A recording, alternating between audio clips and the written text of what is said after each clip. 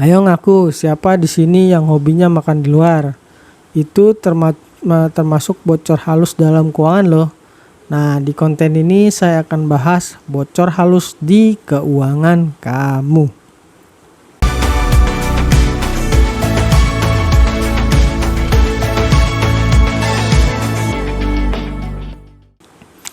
Era media sosial memberikan begitu banyak godaan, dan ini diperparah dengan ego manusia yang ingin memamerkan diri.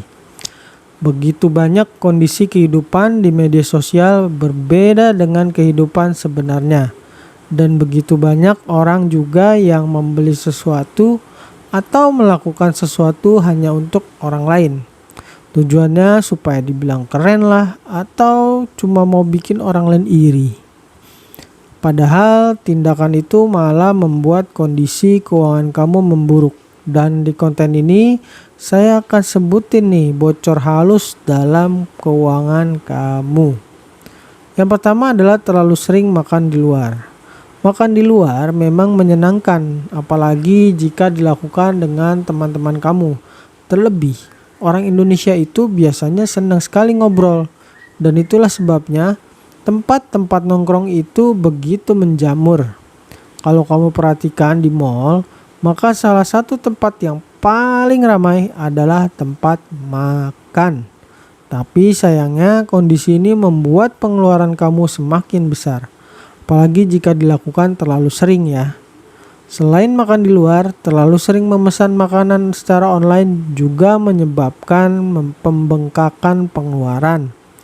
Memang buat kamu yang mager enak banget sih pesen makanan, tinggal pilih menu di ponsel, nanti makanannya datang sendiri.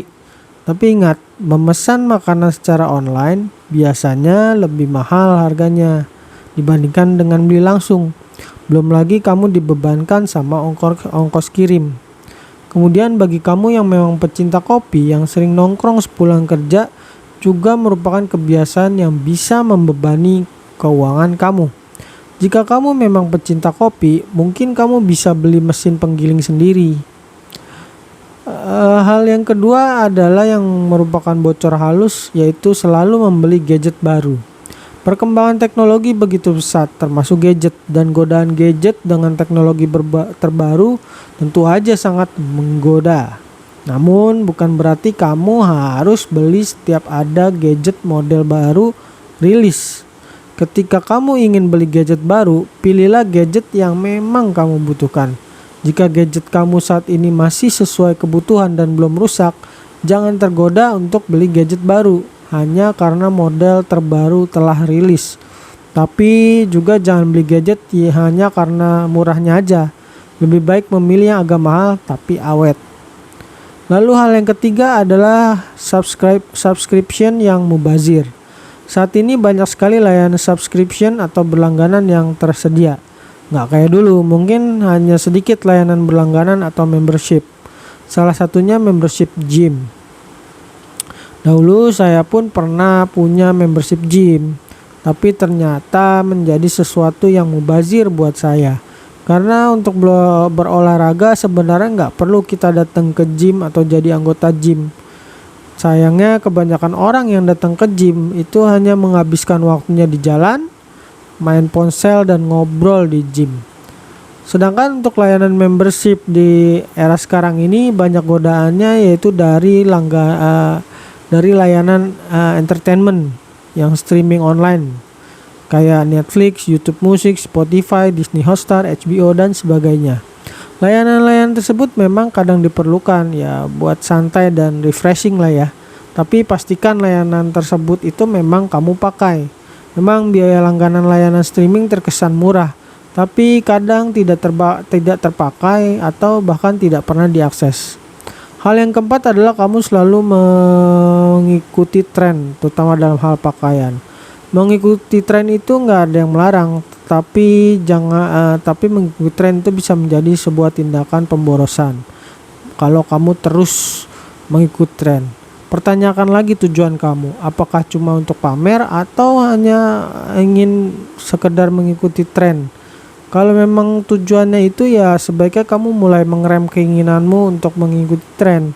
Buatlah tren kamu sendiri, jangan terlalu pedulikan tren yang ada di luar. Kalau kamu beli sesuatu, pastikan barang yang kamu beli memang kamu butuhkan, atau lakukan untuk dirimu sendiri, bukan demi pendapat orang lain.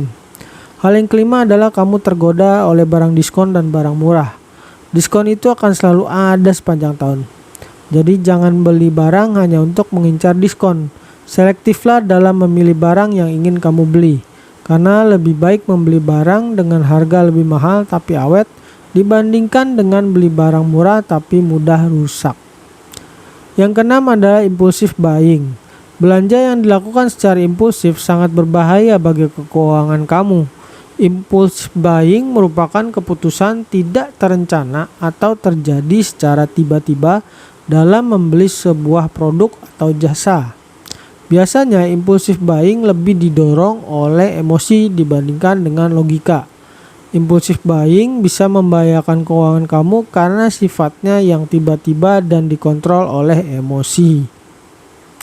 Lalu yang ketujuh adalah, terutama buat cewek-cewek nih, kosmetik baru. Ini sih saya ketahui dari teman-teman saya yang perempuan. Banyak dari mereka yang punya kosmetik lebih dari satu untuk jenis yang sama. Pada akhirnya nggak semua kosmetik tersebut dipakai dan malah kadaluarsa. Seperti pembelian gadget, belilah kosmetik yang benar-benar kamu butuhkan. Itulah beberapa bocor halus yang biasanya dialami oleh kita. Saya pun juga pernah mengalami kondisi bocor halus ini. Salah satu cara untuk mengatasinya, kita perlu berpikir sebelum kita membeli sesuatu. Kamu bisa coba untuk menerapkan gaya hidup frugal living.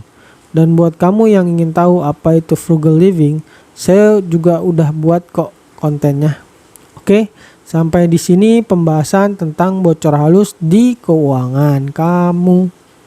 Sampai jumpa di konten berikutnya. Dah.